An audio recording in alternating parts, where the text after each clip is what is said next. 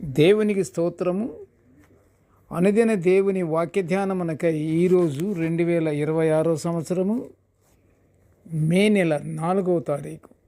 ఈరోజు ధ్యాన వాక్యము పరిశుద్ధ గ్రంథము నుండి కీర్తనల గ్రంథము 139వ సంకీర్తన 16వ వచనాన్ని ధ్యానించుకుందాము. ప్రియ దేవుని బిడ్డలారా, వాక్య ధ్యానానికి సిద్ధముగా ఉన్న మీ అందరికీ క్రీస్తు ప్రభువు నామములో శుభములు దీవెనలు కలుగునుగాక. నేటి వాక్యాన్ని మనము ధ్యానించుకుందాము. ఏకాగ్రత మనస్సు కలిగి శుద్ధ హృదయముతో మనము దేవుని వాక్యాన్ని ధ్యానించుకుంటూ దేవుని మనం మహిమపరుచుకుందాము. ధ్యాన వాక్యాన్ని చదువుకుందాము ఒకసారి. కీర్తనలు 139:16. నేను పిండమునై ఉండగా నీ కన్నులు నన్ను చూచెను. నియమింపబడిన దినములలో ఒక్కటైనా కాకమునుపే నా దినములన్నీ నీ గ్రంథములో లిఖితములాయను. ప్రియ దేవుని బిడ్డలారా, ఈరోజు ధ్యాన వాక్యము, మనము ఈ లోకములోకి అడుగు పెట్టక ముందే మన గురించి దేవునికి తెలుసును అన్న విషయాన్ని మనం ఇప్పుడు ధ్యానించుకుంటున్నాము.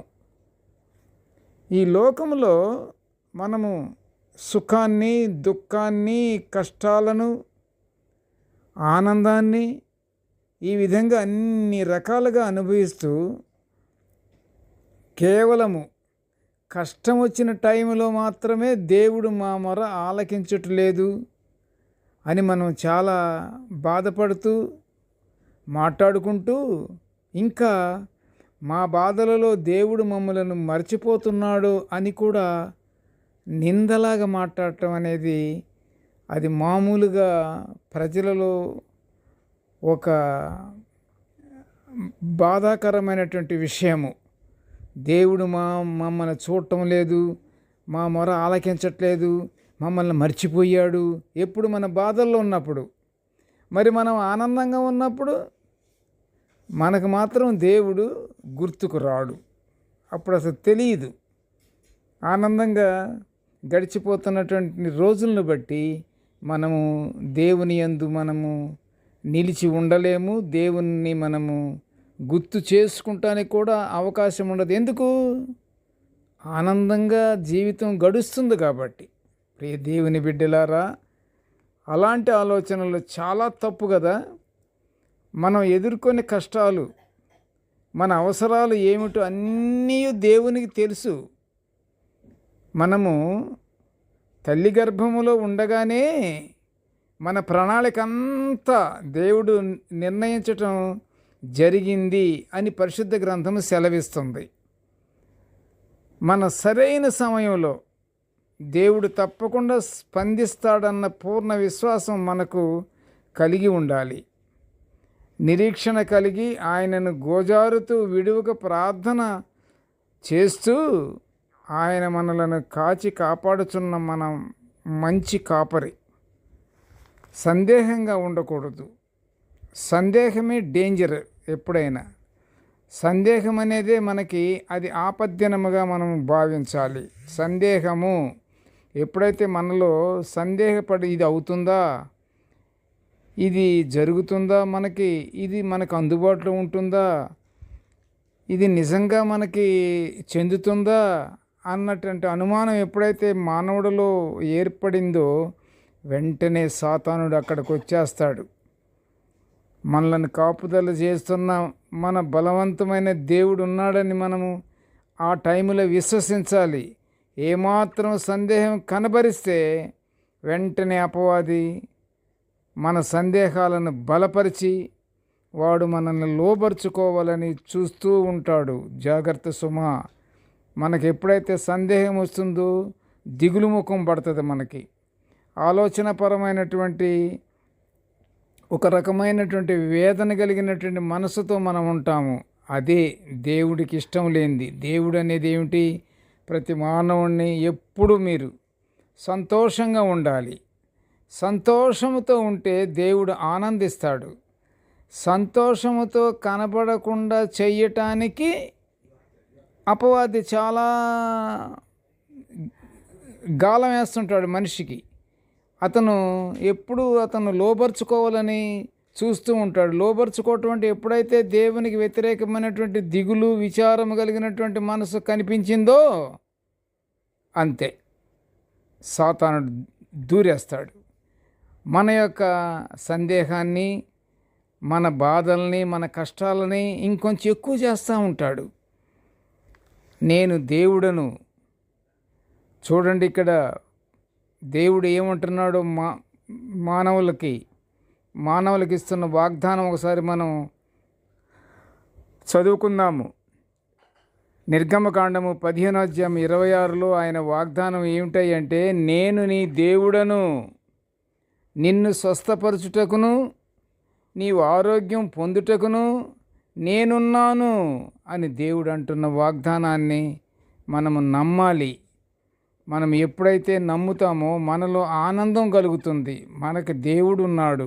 బలవంతుడైన దేవుడు మన దేవుడు. బలవంతుడైన దేవుని నీడలో మనం ఉన్నాం. బలవంతుడైన దేవుని ఆశ్రయంలో మనం ఉన్నాం. ఆయన ఆశ్రయంలో మనకి చోటిచ్చి మనల్ని కాపాడుతున్నాడు ప్రియ దేవుని బిడ్డలారా. కాబట్టి దేవుడు నా కాపరి గనుక నేను ఆయనకు తగిన రీతిగా నడుచుకుంటాను అని ఇప్పుడే మనమందరము దేవుని యందు ప్రమాణము చేసి దేవునికి ప్రార్థన చేస్తుండాలి. మనకు దేవుడున్నాడు, నేను భయపడను, నేను దిగులు చెందను, నా కార్యము తప్పకుండా జరుగుతుంది అన్నటువంటి పూర్తి విశ్వాసంతో మనము ప్రార్థన చేస్తూ ఉంటే దేవుడు తప్పకుండా వింటాడు, మనల్ని చూస్తాడు. నీ జీవితంలో అద్భుత కార్యాలు జరగటానికి దేవునికి ఇది ఒక్కటే చాలు. ఆనందంగా మనిషి ఎప్పుడైతే అన్నీ విడిచిపెట్టి బాధలు, కష్టాలు ఇవన్నీ వదిలిపెట్టేసేయాలి. ఇవన్నీ దేవునికి అప్పచెప్పాలి. దేవునికి ఎప్పుడు అప్పచెప్తావు? దేవుని యొక్క ఆజ్ఞలు, దేవుని యొక్క కట్టడలను నీవు ఆచరించినప్పుడు నీవేం చేయాలి? దేవునికి ప్రార్థన చెయ్యాలి. నీకేదన్నా ఆపద కలిగినప్పుడు ప్రార్థన చేయాలంటాడు. అదే ప్రియ దేవుని బిడ్డలారా, కీర్తన గ్రంథము 27:11 చూడండి.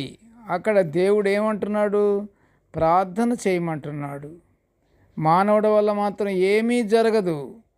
మానవుడు ఏమీ చెయ్యలేడు. మనము చేయవలసిందల్లా ఏంటంటే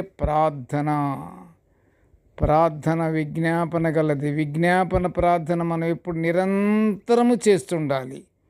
కనుక అప్పుడు మనకి అద్భుత కార్యాలు మన ఎడల జరుగుతాయి.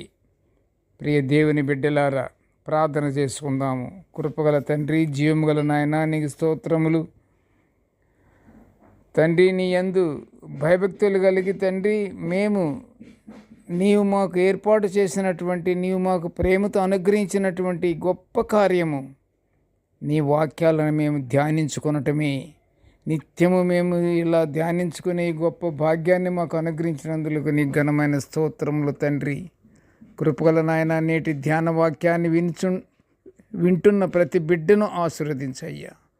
కృపగల తండ్రి, నీ యందు నమ్మిక ఉంచి మేము ఏ విధమైనటువంటి బాధలు లేకుండా ప్రతిదీ కూడా బలవంతుడైన దేవుడవు నీవు ఉన్నావన్నటువంటి విశ్వాసముతో ఎల్లప్పుడూ ఆనందంతో నాయన మేము గడుపుకుంటూ నీ యందు భయభక్తులు కలిగి మేము జీవించే భాగ్యాన్ని మాకు అనుగ్రహించమని ఈ మనవులన్నీ యేసయ్య పుణ్యనామమున వినయముగా వేడుకొనుచుంటున్నాము తండ్రి. ఆమెన్. దేవుడు మనల్ని అందరినీ బహుగా దీవించుగాక. Amen, amen, amen.